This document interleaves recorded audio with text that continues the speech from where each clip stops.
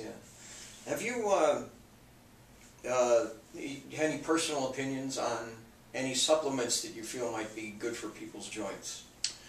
Well, you know, as far as anything that's been studied scientifically, or Yeah. you know, in our sort of mainstream orthopedic or sports medicine literature, I think the main one has been glucosamine, chondroitin sulfate. Yes. And there's a couple articles that have suggested, you know, these are scientific studies that have suggested that taking that helps people that have symptoms of arthritis.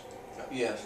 Now, if there isn't any arthritis in the knee, it's questionable whether there's a benefit or not. I see. Okay. You know, I think the upside of most supplements is they're not likely to do any harm. Yeah. You know, unlike, you know, potentially prescription medication or Right. surgery or things like Well, that. they can waste a lot of your money though if they're not going to do anything. Well, and that's where the harm would come. But Yeah. it's not going to hurt you Yes. more than your pocketbook Right. to try them.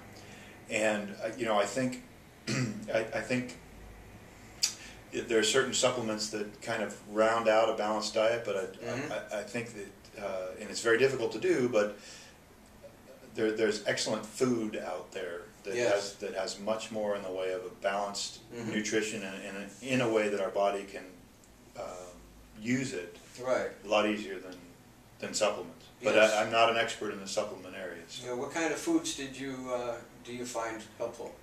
Well, it's the stuff that we all hear about, but you know, it's sort of what foods are helpful and what ones to stay away from. But Yes. sugar is one that's got to be really careful with. Yes. And when I say sugar, I mean refined sugar. Yes. Because it's not something that our body was evolved to deal with very well. And you know, if we need carbohydrate, but in a form that our body can sort of take in Yes. and process smoothly and deliver to the organs in a way Right. that we can handle it. So, you know, fruits and whole grains are the way to go there for that. You know, lots of vegetables, lean meat. I think I'm a big believer in protein. Yes. And from good sources. Now, you know, whether organic or non-organic makes a difference. I mean, I think the biggest thing with organic is you can avoid some of those, you know, man-made Yes. pesticides and things like that can Right. really be harmful. And you know, everybody's a little bit different in what they can tolerate and not. But I think you know, for me, I'm a pretty active guy, and I really haven't found a supplement that I don't like to use it as a crutch. Yes. You know, if I have this energy bar or this supplement that I can cheat and not do the hard work that it takes to get the right sorts of foods in my body. I always feel much better if I'm just eating really well. Yeah, good.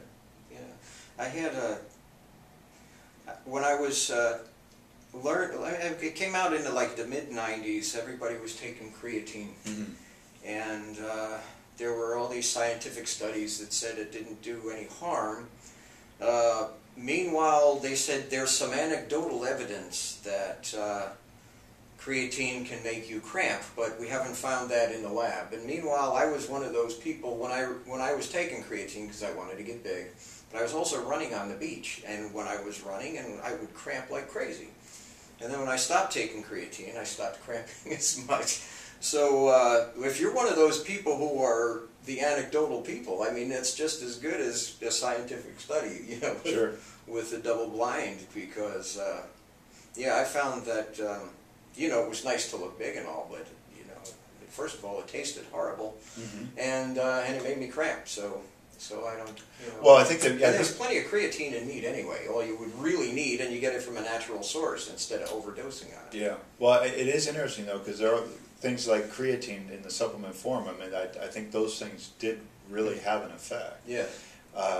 And there's actually been a lot of studies done. Yes.